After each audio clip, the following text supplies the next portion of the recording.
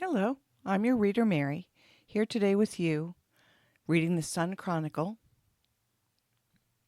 Let's start with the weather. Today's weather will be a high of 72 and a low of 55. Tomorrow, high of 70, low of 55. Thursday, high of 75, low of 57, but mainly sunny.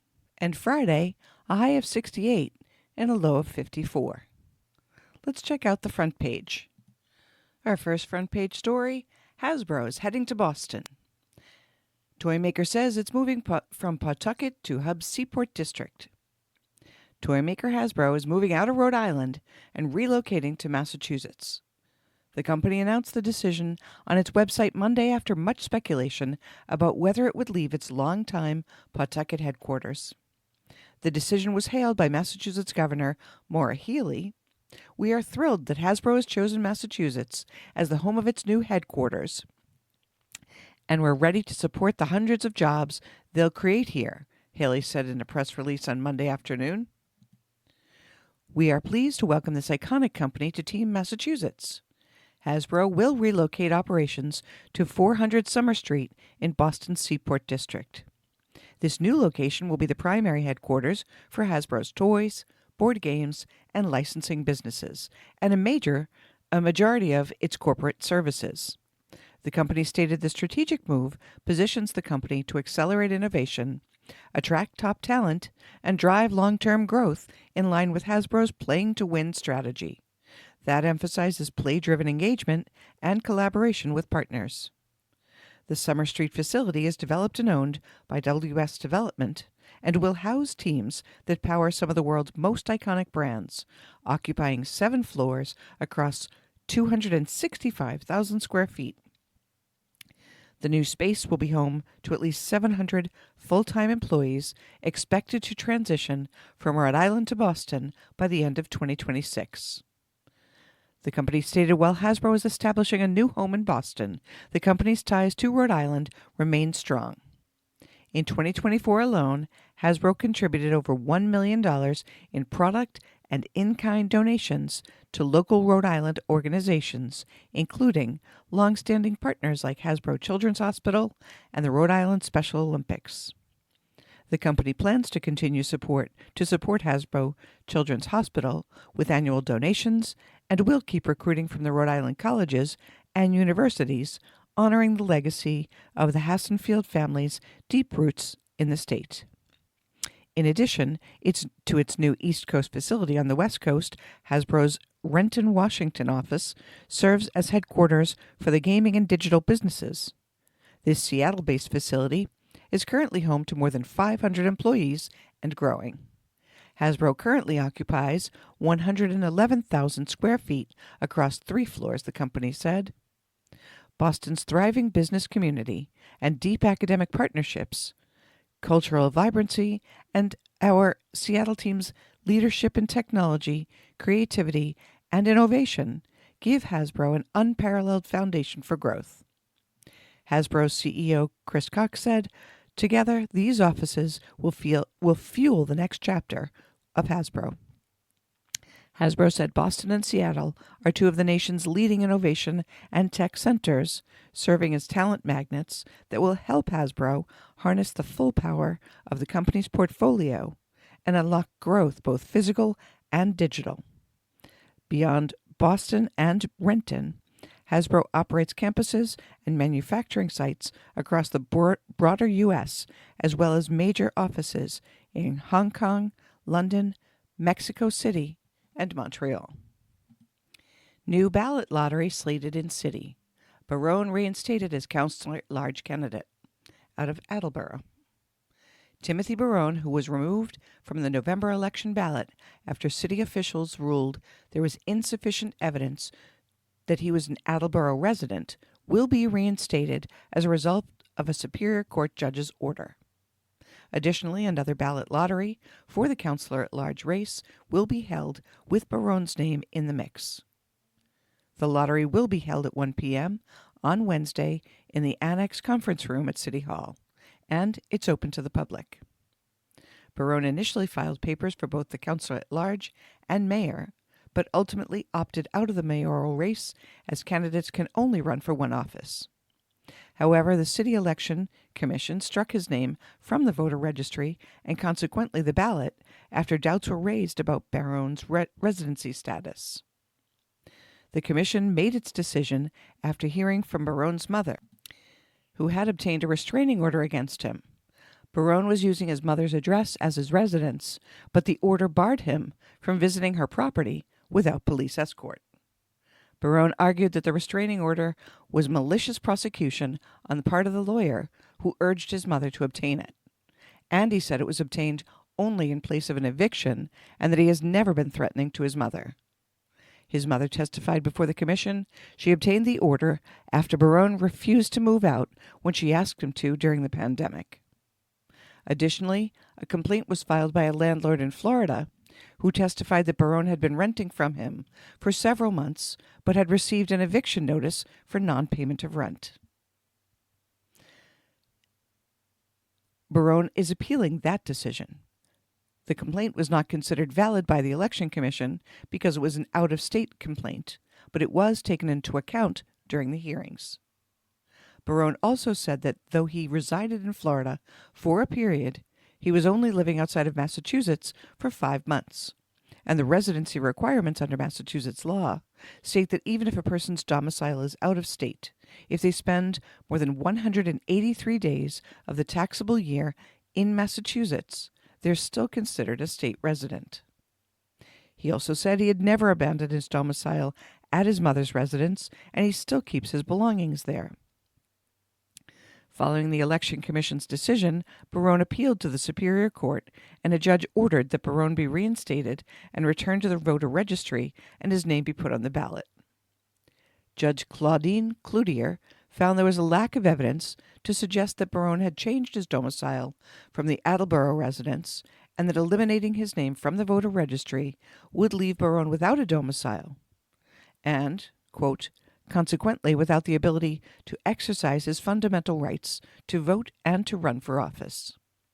Barone's name will now be listed on the ballot along with the other councillor-at-large candidates, and the Wednesday lottery will redetermine the order of names. Since moving back from Florida, Barone says he has been staying with friends in the area, including one on County Street.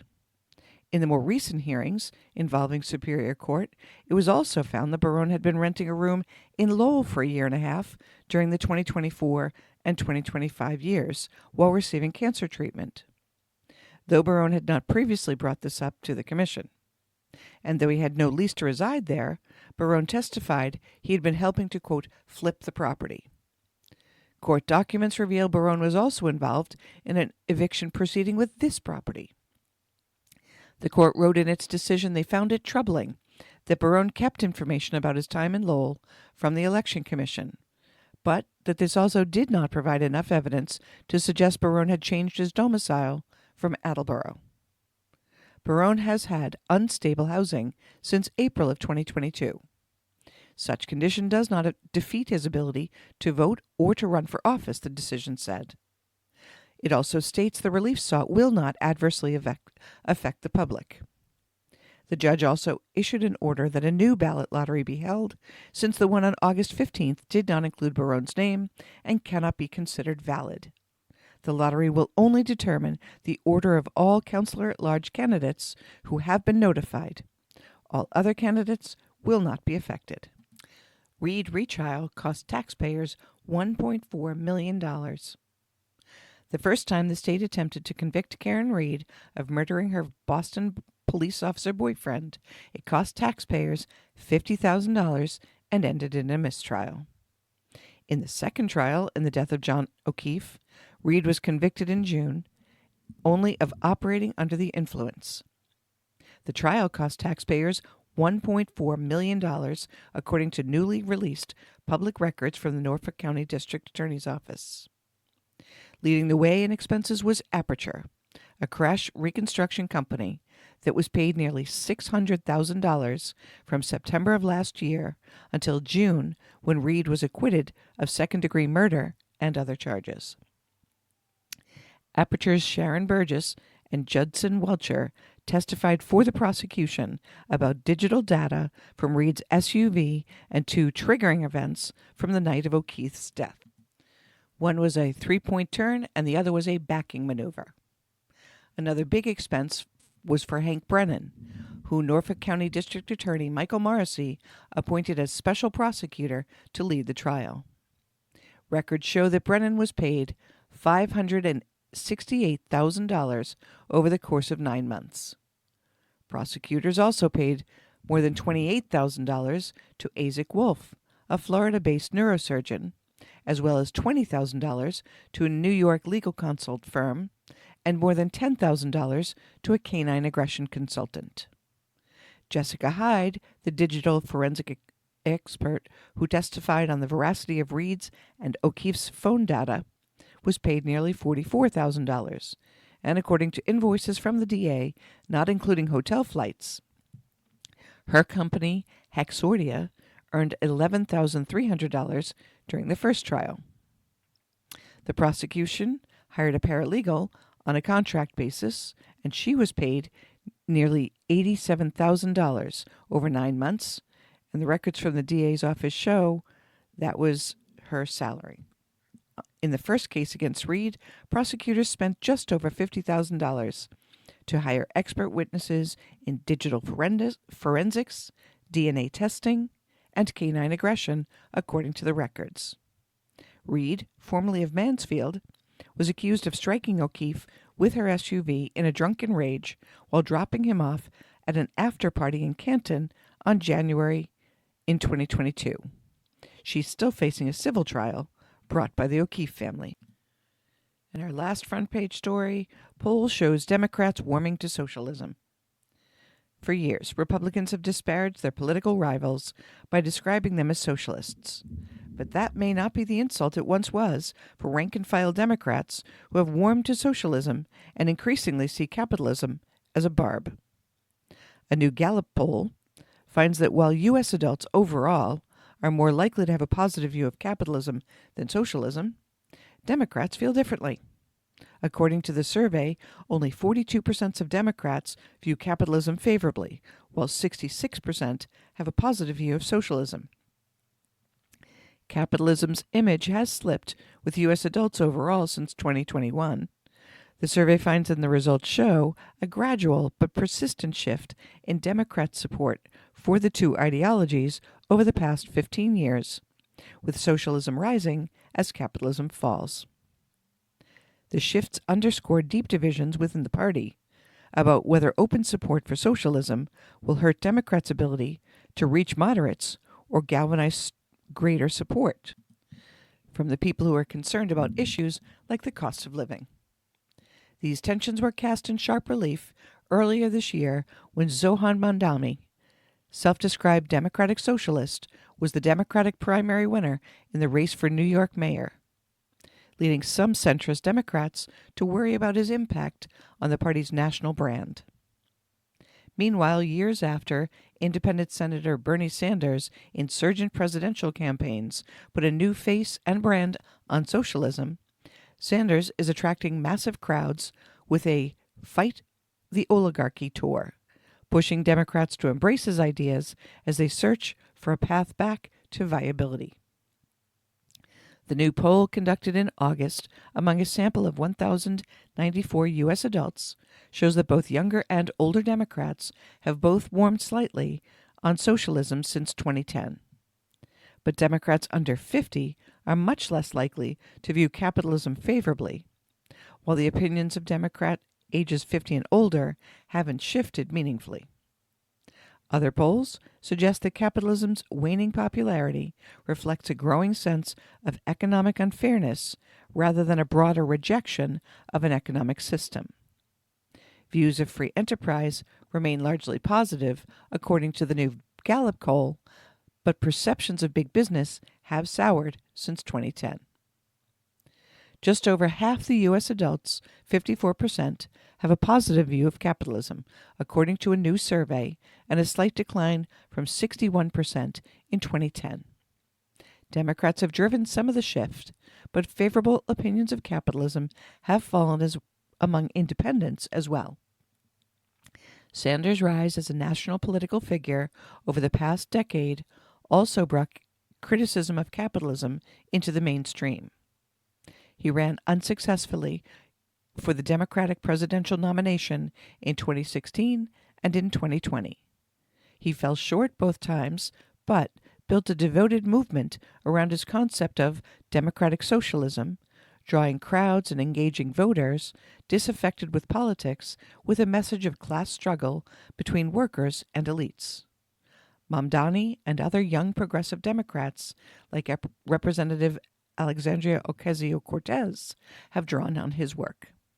Young adults generally, but particularly younger Democrats, are much less positive about capitalism than they were 15 years ago. Only 31% of Democrats under 50 have a positive view of capitalism. The new poll found that compared to 54% in 2010. Other polling has found fundamental differences between Republicans and Democrats about capitalism's fairness. A 2022 Pew Research Center survey found that only about 2 in 10 Democrats say that it gives all people equal chances to be successful. They don't believe that describes capitalism extremely or very well. Even fewer say it makes sure everyone's basic needs, such as food, health care, and housing, are met. Around half of Republicans said that capitalism gives all people an opportunity to be successful and said that it meets people's basic needs. Big business is also increasingly unpopular, according to the new poll. Only 37% of U.S. adults have a positive image of big business, down from 49% in 2010. There's a wide partisan split in the views of big business. 17% of Democrats have a positive view compared to 60% of Republicans. But Republicans' assessments of big business have become more negative in the past few years. The vast majority of U.S. adults continue to have a positive view of free enterprise, though suggesting that many Americans continue to be happy with some elements of the country's economic system. While capitalism has gotten slightly less popular among Americans overall, views of socialism have remained stable. That's because, while Democrats have warmed somewhat to the idea, Republicans' opinions of socialism, which were already negative, have curdled even more. Now, the Gallup poll found that only 14% of Republicans have a positive view of socialism compared to 66% of Democrats.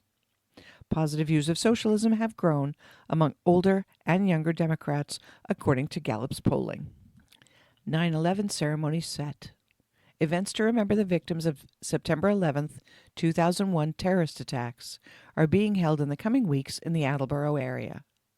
Many are taking place on Thursday's anniversary, though Attleboro and Foxborough also have events slated for September 29th.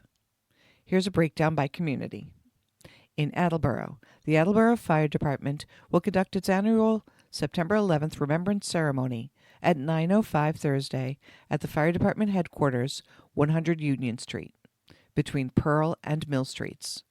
Union Street will be closed to vehicle traffic during the ceremony. A procession of uniformed personnel, including the Fire and Police Department Honor Guards, will start the ceremony, and remarks from Mayor Kathleen DeSimone and Fire Chief Scott LaChance will follow. VFW Post 115 will host its 25th annual POW MIA 9/11 Remembrance Ceremony at 6 p.m. Saturday, September 20th at Capron Park's Veterans Triangle. The event is free and open to the public and will honor those who were prisoners of war, those still missing in action, and victims of the 9/11's terrorist attacks in New York, D.C., and Pennsylvania.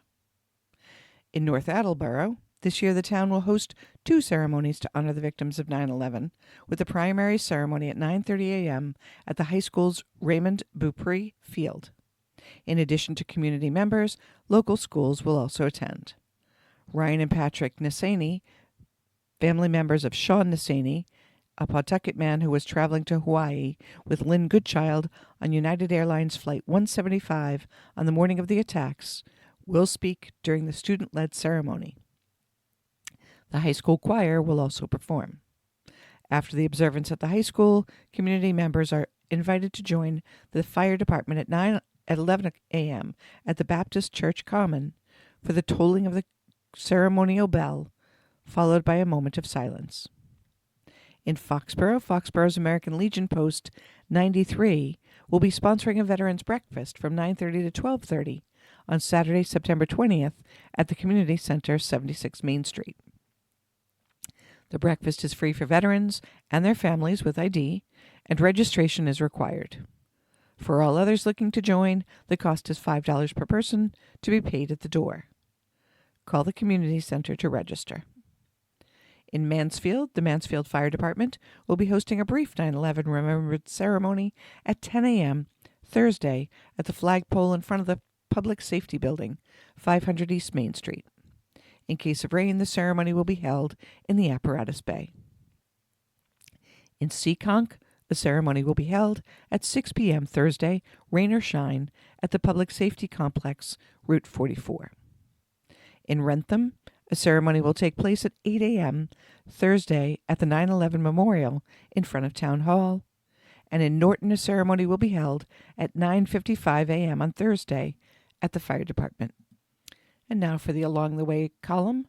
Following the successful inaugural Makers Festival in June, Attleboro has set up a series of pop-up events aimed to spotlight local artists and their unique crafts, taking place downtown through September. The events allow community members to see up-close art demonstrations and try their own hand at making different items.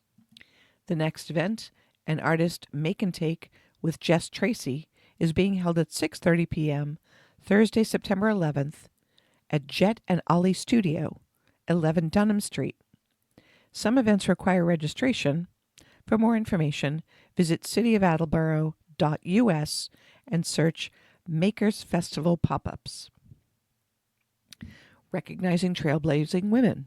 The Norfolk County Registry of Deeds will recognize the impact and importance of women in society with an open house Wednesday and the release of, quote, We Remember Our Women. The fourth booklet in the registry's Notable Land Records series, Lieutenant Governor Kimberly Driscoll will give keynote remarks at the event, which runs from 3 to 5 p.m. in the registry's Great Hall, 649 High Street, Dedham. Light refreshments will be served. The booklet provides 44 trailblazing women from the 28 communities of Norfolk County who have shown dedication and courage and influenced fields of medicine, environmental advocacy, journalism, literature, and military service. Viewers can view exhibits highlighting each woman's contributions, including historical storyboards and timelines. New recycling payment option. Attleboro's Recycling and Compost Center and the Rubbish and Recycling Center office at City Hall are now accepting credit card payments for disposal of items at the Recycling Center on Pond Street North. North Farmers Market ending. The downtown North Attleboro Farmers Market wraps up for the season on Wednesday. The market runs from 5 to 8 p.m. and features 25 to 35 vendors, artisans, children's activities, music, and contests. For more information, visit nadowntown.com. Meanwhile, Norfolk's farmers are holding a market on Wednesdays through September 24th on Town Hill in the center of town. The event goes from 3 to 7 p.m. and offers farmers' goods and music. Learn Patriot History in Mansfield. A genealogy workshop, quote, Finding a Patriot, will be presented from 6:30 to 7:30 Thursday, September 11th, Mansfield Public Library. Renee Dearborn of the Mansfield National Historical Society and Daughters of the American Revolution will be speaking. Genealogists are encouraged to attend this workshop about finding revolutionary ancestors, and it is free to all. Next story, gas prices are creeping up, but maybe not for long. Gas prices are slowly rising in the area, but one analyst says drivers can expect relief soon. The average price of a gallon of gasoline in Massachusetts is now $3.12, up 5 cents from a week ago, according to AAA Northeast. That organization also compiles surveys by region. One based in the Seekonk area had gas at $3.04 a gallon, up 7 cents from $2.97 a week earlier. The national average for a gallon of gas was $3.20, according to AAA. Patrick DeHaan from Gas Buddy says drivers can expect to pay less at the pump soon. With the transition back to winter gasoline just a week away from most areas, these increases may be short-lived, with potential relief arriving toward the end of the month. In addition, 8 member nations of OPEC on Sunday agreed to further raise oil production from October as its leader, Saudi Arabia, pushes to regain market share, while slowing the pace of increases compared with previous months because of an anticipated weakening of global demand.